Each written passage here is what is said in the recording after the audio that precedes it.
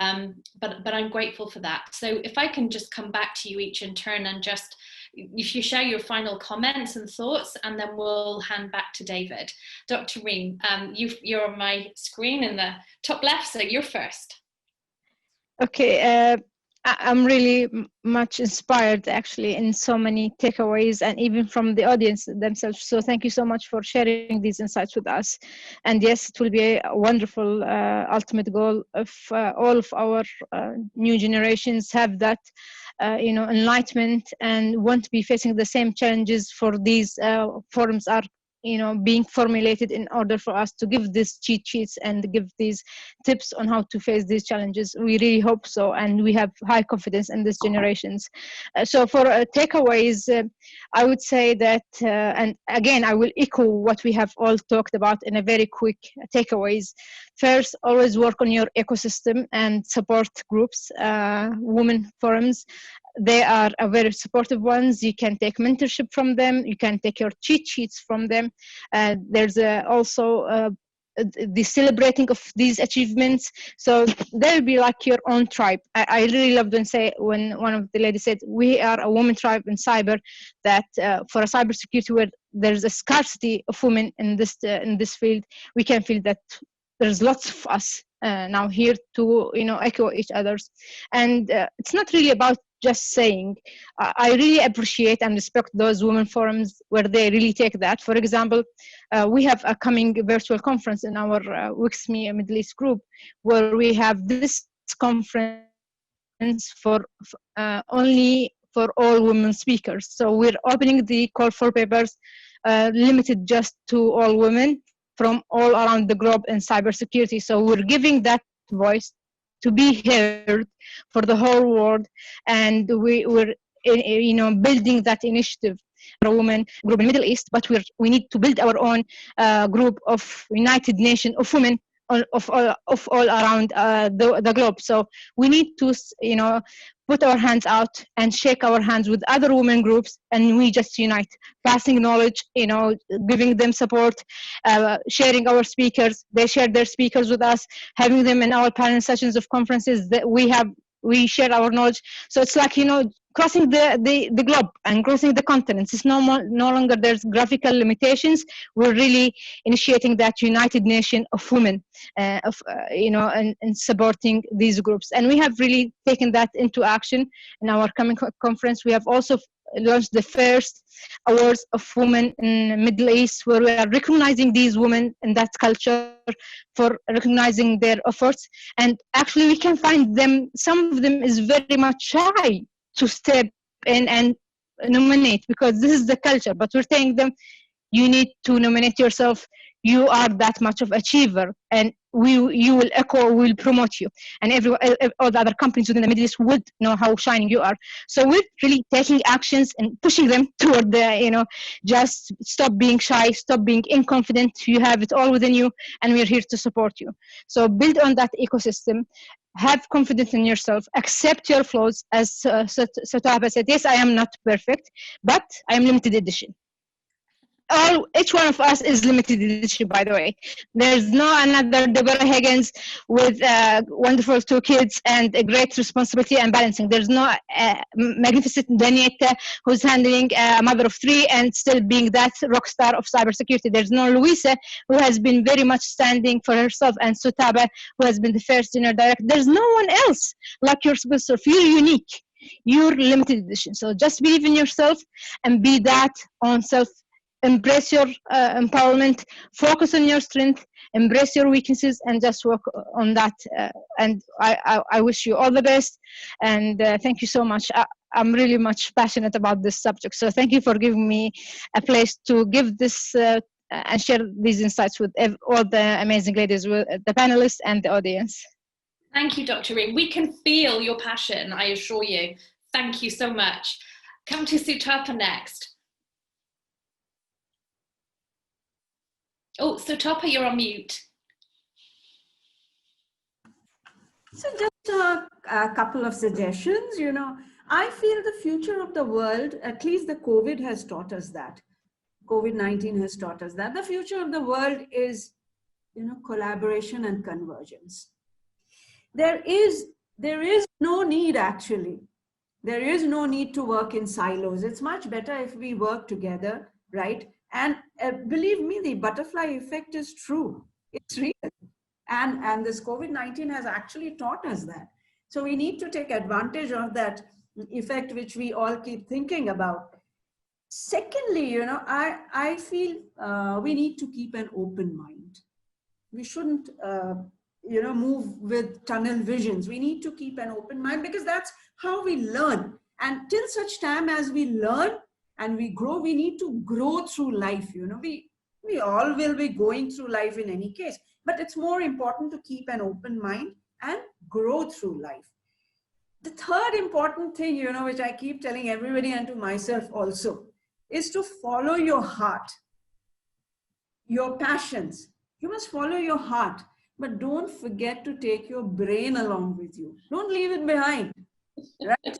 You need your brain also to think out things, to plan things, to execute things. So both your heart and brain have to be taken together. Next is, which all of us have been repeatedly saying, build your own tribe. It's very important to build your support systems, help others, and don't forget to reach out for help. You know, many a times we suffer within ourselves. We feel, oh my God, if I tell about my issues, people will think, oh, she's weak, this, that. Don't bother. You help others and you seek help from others. Let this be the motto, because it's really important in life. You have to understand this.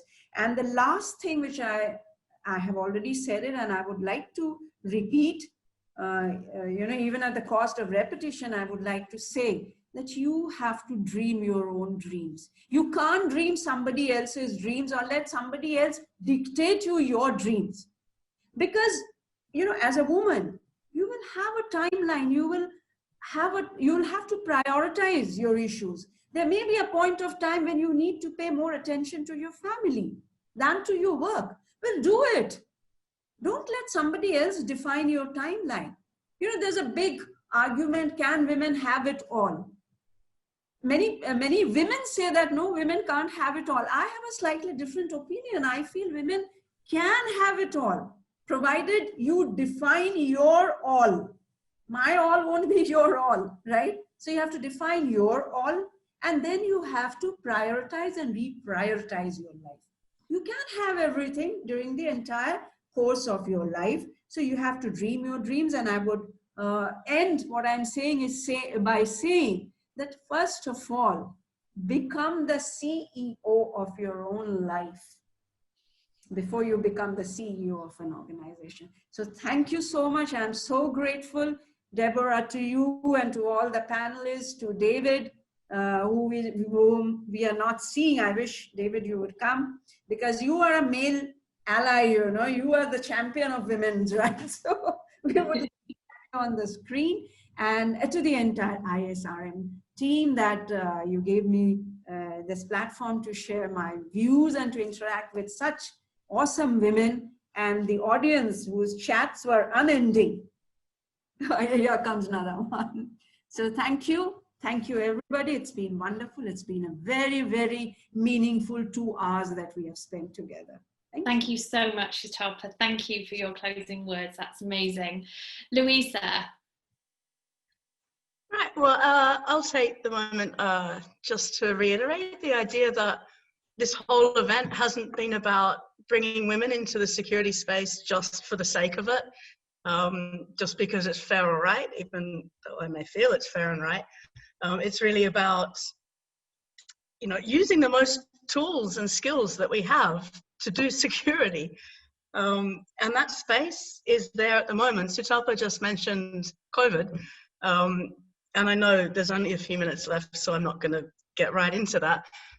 But really now is one of the biggest opportunities for us to be pushing forward, because it's making partners out of, you know, organizations and groups that really never interacted before. So, you know, there's no time like the present.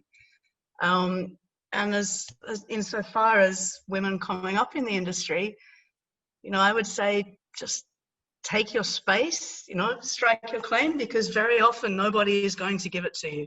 So, and this has been an amazing event. Thank you. Thank you so much. Love that. No one's going to give it to you. Quite right. Danyetta, we're going to end with you before we go back to our generous hosts. Danyetta. Okay. Well, I want to first thank you all for hosting this. I think it was absolutely fabulous to hear all of the great women. And in closing, if there's one thing I want the audience to take away, is that now is the moment. I really think with all things going on, we mentioned COVID, we've seen increased security threats globally. You've got everything from here in the States, we're dealing with racial unrest with Black Lives Matter. All of these different things are asking security to bring a different face than we traditionally have had. And I think, if anything, I want the participants to take away that your voice, for the women, first of all, your voice matters.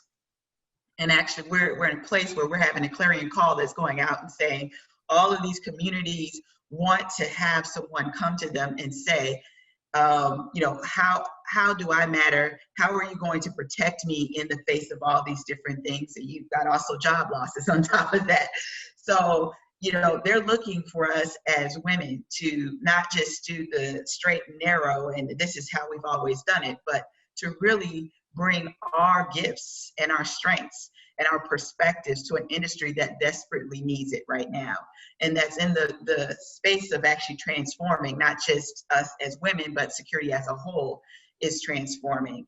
And so my hope is that each person took something away, that either they become an ally or they take away the confidence and the ability to realize your voice is needed now more than I think any other time in history when it comes to security. So again, I want to thank you, Deborah, for great moderation, and all the ladies. I think your perspectives have really enriched my life, and I know for those that have been a part of this.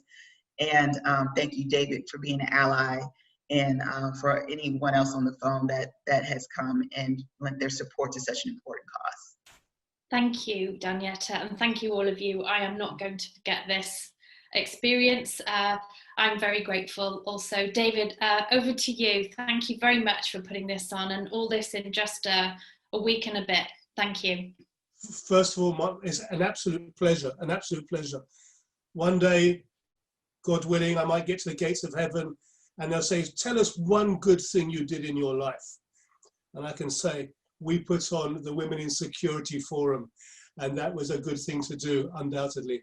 It's been an absolute pleasure. Thank you. Can I please ask the global audience to show your appreciation for these ladies, not only for what they've done today, but for the lives they've lived and for the examples that they have set. So can you please show your appreciation just through the messages that you're sending, which have been unbelievable. So that said, I'd like to finish off with maybe two takeaways. You've used the word takeaways. Two takeaways that I've picked up. One externally looking, one internally looking. First of all, externally looking. A lot of organizations seem to think that diversity inclusion is something done as a grudge thing. Okay, I suppose we have to do that. Anybody who brings that attitude to the table is the equivalent of still using typewriters in a computer world. Why wouldn't you want this energy and this capability and this inspiration and this vision and everything else there? I mean, it is only to somebody's benefit, only to an organization's benefit to bring that energy on board. The second thing is internally. As people have referred to COVID, if there is one thing that COVID has done, it is a disruptive force. There is nothing in the world today that is the same as it was on the 1st of January this year. There just isn't. And within that, it's going to be true about leadership, it's going to be true about organizations, collaboration, relationship, opportunity, agility, adaptability, and all of those things. And I think, you know what, we're almost starting from a blank page. It's like everybody's got these built-in privileges, and the world that says, you know what, we're going to reset. And you can all start from the same starting point. Now go. And it seems to me that the global communities, multiple global communities, have an opportunity to really reset what they're doing. And I think that's a wonderful thing. It has been an absolute privilege, an honor and a privilege to be a facilitator for this event. I hope that it's not the final thing. Can I please ask people or let people know, We have set up a Women in Security Sisterhood group based around these people, all of which these ladies are involved with. Please sign up. I'll send you, if you're on here, I'll send you a link. Sign up, be part of that, be good sisters, be good older sisters, be good mentors, be good people, and take away this energy. This energy, oh my God, oh my God. Thank you to everybody on the panel. It's been a real pleasure. God bless, be safe to everybody, carry the inspiration with you, and hopefully we'll see you soon, okay? Thank you to everybody. Thank you so much. Thank you. Namaste once more. Namaste. Thank you. Very much. Okay. Thank you so much. Thank you. Namaste is salam alaikum, salam aleichem. Go in peace, and everybody go well, okay? Thank you. Thank you. Fantastic. Thank you so Thank you. much. Thank you.